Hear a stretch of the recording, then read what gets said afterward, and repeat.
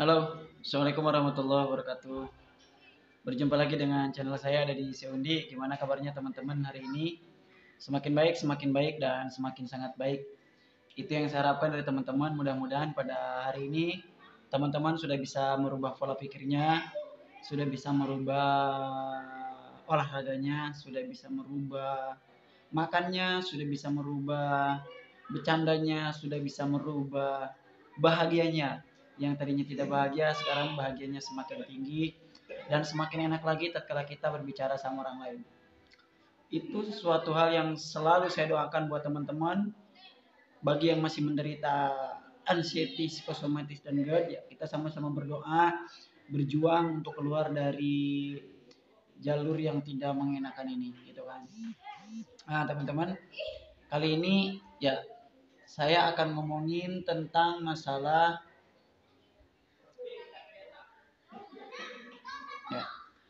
Kali ini saya akan ngomongin tentang masalah tentang istirahat di dalam penderita asam lambung, GERD dan anxiety. Ya.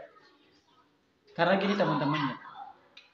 Istirahat itu kan kita itu dilakukan pada malam hari, yaitu sifatnya tidur.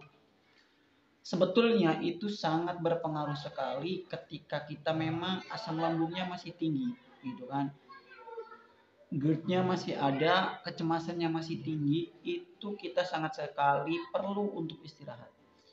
Nah, hubungannya dengan psikiater itu apa sih sebetulnya? Kenapa orang-orang psikiater memberikan obat alprazolam, diazepam, dan sebagainya? Sebetulnya itu kan fungsinya untuk kita itu bisa tidur pulas, gitu kan. Tatkala kita memang istirahat pada malam hari. Nah, saya contohkan begini teman-teman. Kalau memang misalkan kita posisinya tidak istirahat pada malam hari, nah si lambung itu ketika kita masih aktif otak kita, maka pencernaan juga masih aktif gitu atau masih bekerja sehingga dia tetap masih memproses. Nah, kalau misalkan kita tidak istirahat, tidak istilahnya tidur, nah itu berarti lambung juga nggak istirahat, dia terus bekerja.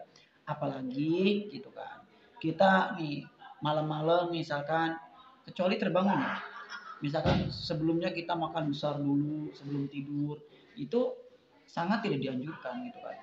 Kita itu minimal 2 jam sebelum tidur lepas dari makanan gitu kan. Karena apa? Biar nanti fungsi dari pencernaan itu sendiri istirahat. Karena waktu malam itu adalah saatnya lambung itu beristirahat. Saatnya pencernaan itu dia tidak bekerja. Dan yang namanya bekerja, teman-teman, asam lambung itu diperlukan ketika kita memang saat mau menghancurkan makanan itu sendiri. Nah, kenapa saya sarankan kepada teman-teman untuk istirahat yang cukup, gitu kan? Untuk istirahat yang cukup, secukup-cukupnya minimal 8 jam atau 7 jam atau 6 jam, tetapi itu berkualitas, gitu kan. Jadi jangan tidurnya sebentar gitu kan. Memang saya akui ketika saya menderita anxiety dulu, itu saya itu tidur terbatas teman-teman. Kadang-kadang kita kan lagi tidur, kebangun tiba-tiba. Kadang-kadang kita lagi enak-enak tidur, mimpi buruk. Kadang-kadang kita lagi tidur terjaga, sesak tiba-tiba. Akhirnya kita takut lagi untuk tidur, takut lagi untuk istirahat. Nah, untuk mencapai itu semua, untuk kita bisa tidur atau misalkan kita bisa istirahat yang cukup, nah hal yang dilakukan adalah kita olahraga. Olahraga, mengeluarkan keringat supaya kita itu, apalagi kita keringat sore gitu kan.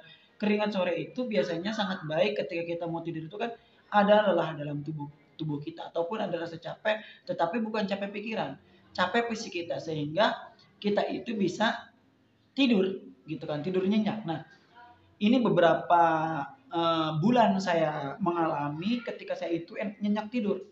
Nah, ketika nyenyak tidur itu teman-teman, ketika kita paginya bangunnya itu sangat berkualitas tubuh kita. Jadi segar lagi, bugar lagi, keadaan tubuh kita itu sangat bugar gitu kan. Nah, jadi saya sarankan kepada teman-teman itu tidurlah yang cukup, istirahatlah yang cukup. Kemudian ada yang bertanya sama saya, "Kang, bagaimana dengan tidur siang?" Kalau saya tidur siang oke, nggak jadi masalah kalau tidur siang. Dari jam 11 sampai jam 12, oke kita istirahat. Tapi yang dilarang itu adalah tidur pagi. Saya pernah ngalami ini teman-teman. Saya tidur pagi tiba-tiba ketika saya bangun itu badan lemas, kelayangan, aneh saya itu. Ya, kalau tidur pagi saya tidak sarankan. Kemudian yang saya tidak sarankan lagi itu adalah tidur sore. Ya, tidur sore, kemudian bermalas-malasan itu janganlah. Kalau bisa teman-teman itu olahraga. Olahraga secukupnya agar teman-teman pada saat malam teman-teman itu bisa tidur. Kemudian, Kang, saya kan masih punya anxiety gitu kan, anxiety-nya masih tinggi. Gimana mau tidur pulasnya saya? Cemas selalu gitu kan, ketika mau tidur saya cemas. Nah, berarti teman-teman harus bisa dikuasai anxiety-nya. Harus bisa dinetralisir anxiety-nya supaya apa? Supaya teman-teman itu bisa tidur. Supaya teman-teman itu bisa menikmati tidurnya. Bisa tidurnya yang berkualitas, istirahat yang cukup. Gitu kan. Bagaimana sih supaya kita mendapatkan tidur yang enak, yang nyaman, yang santai? Buat diri teman-teman senyaman mungkin. Dengarkan audioterapi sebelum tidur, dengarkan ruqyah sebelum tidur, ya dengarkan musik sebelum tidur supaya apa? Kita bisa menikmati tidurnya, bukan takut terhadap tidurnya. Saya pun sama teman-teman. Ketika saya dulu sebelum seperti nikmatnya sekarang gitu kan, saya pernah di masa-masa teman itu takut tidur. Jadi ketika saya tidur, saya takut jangan-jangan saya nggak bangun lagi.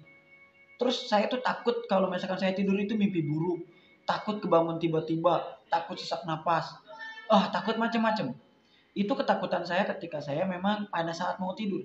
Tapi setelah itu saya usahakan sedikit-sedikit, saya belajar untuk tidur.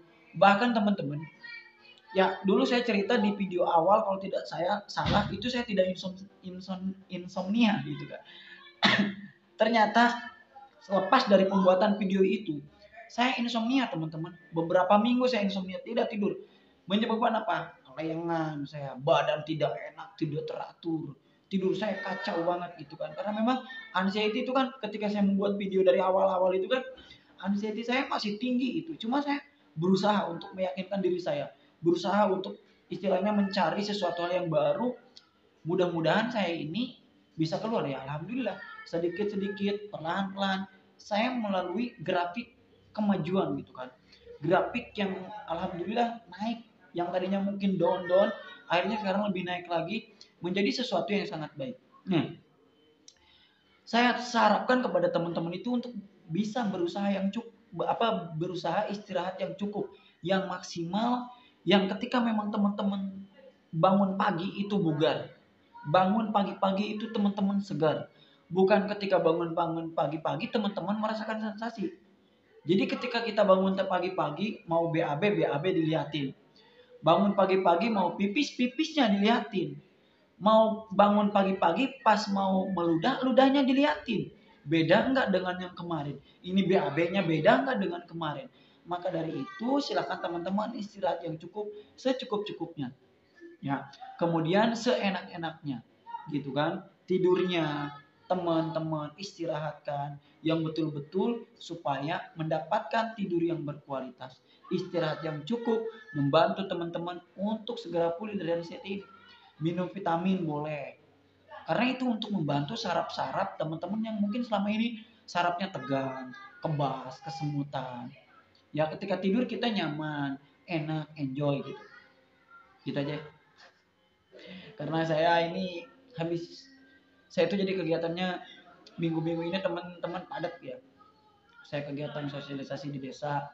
Kemudian saya juga ya harus bolak-balik kabupaten gitu kan karena memang agak sedikit menguras tenaga. Itu aja ya.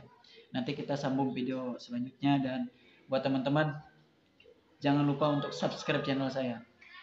Salam sembuh dari saya, dari Seundi. Wabillahi taufiq wal hidayah. Wassalamualaikum warahmatullahi wabarakatuh.